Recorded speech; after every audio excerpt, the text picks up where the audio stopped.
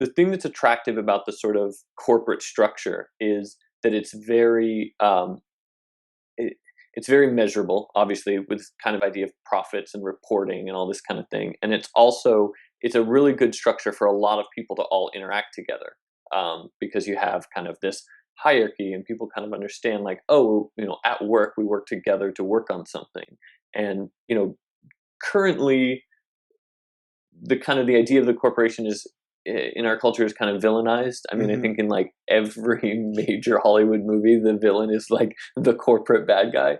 But if I really like going back and looking at kind of the origin of it and kind of these first companies that were like, let's start a company, and it's a thing where a bunch of people would get together, fund a boat to go out and kind of find riches and then come back. And the corporate charter ended when that boat came back and sort of divvied up all the spoils, and it was over. So it took a while before we evolved into this thing of like, let's have the corporation live forever. Like that's a later evolution of what a company is.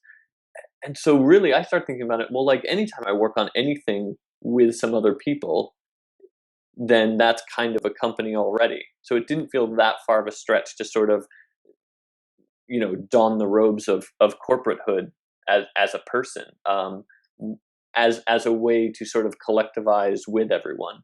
The other thing is it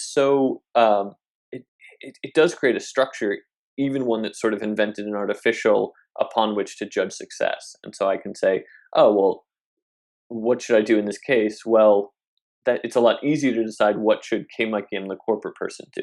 That's a much more clear mandate.